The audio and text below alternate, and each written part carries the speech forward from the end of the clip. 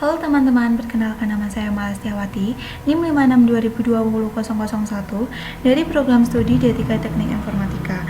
Di sini saya akan menjelaskan materi kelima dari mata kuliah pengenalan teknologi informasi dengan 3 topik diantaranya, yaitu yang pertama cold computing, yang kedua grid computing, yang ketiga sistem komputer. Selanjutnya, apakah teman-teman mengetahui apa itu cold computing? Saya akan menjelaskan pengertian dari cold computing menurut pemahaman saya. Cold computing atau komputasi awan adalah teknologi yang menjadikan internet sebagai pusat pengelolaan data dan aplikasi, di mana penggunaan komputer diberikan hak akses atau login. Berikutnya, cara kerja dari cold computing. Yang pertama, semua aktivitas akan berpusat di komputer server dan setiap jenis data akan langsung disimpan dan siap pakai kapanpun. Yang kedua, memungkinkan user menjalankan suatu aplikasi dan setiap hal yang dijalankan pada aplikasi tersebut akan kembali tersimpan pada komputer server. Yang ketiga, end user dan komputer server yang disimpan oleh switch maupun router untuk meng-exchange jaringan yang ada, sehingga kita bisa melihat atau menjalankan kembali aplikasi tersebut dimanapun dan kapanpun. Peran dari cold computing sebagai pusat pengelolaan data, mengontrol dan mengoptimalkan penggunaan sumber daya dengan memanfaatkan kemampuan pengukuran pada beberapa tingkat abstraksi yang sesuai dengan jenis layanan, misalnya penyimpanan, pemrosesan, bandwidth, dan akun pengguna aktif. Selanjutnya yang kedua, grid computing.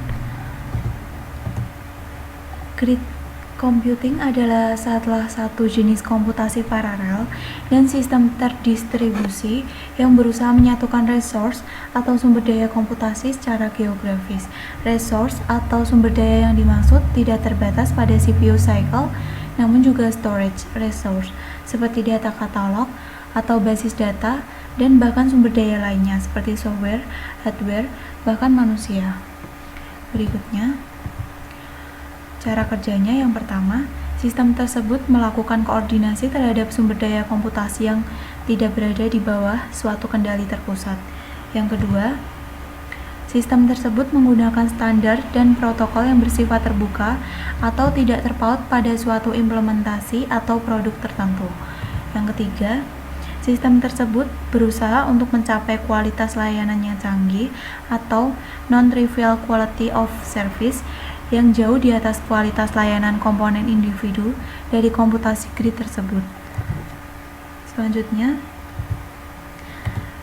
perannya adalah menyatukan resource atau sumber daya komputasi secara geografis.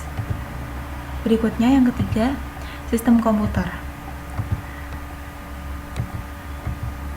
Sistem komputer adalah sekumpulan komponen yang saling berhubungan satu sama lain, sehingga memungkinkan komponen-komponen tersebut saling berinteraksi satu sama lain untuk melakukan tugas yang telah diinstruksikan oleh pengguna atau brainware. Selanjutnya adalah computer working flow. Anda dapat melihat sendiri bagaimana cara sistem komputer itu bekerja. Berikutnya, cara kerja dari sistem komputer. Yang pertama, pemasukan atau input. Tahap awal dari proses pengelolaan yang terjadi pada sistem komputer. Tahap ini berupa pemasukan data mentah ke dalam sistem komputer melalui input device. Yang kedua, pemrosesan atau proses. Data yang telah dimasukkan melalui peralatan input tadi akan diproses.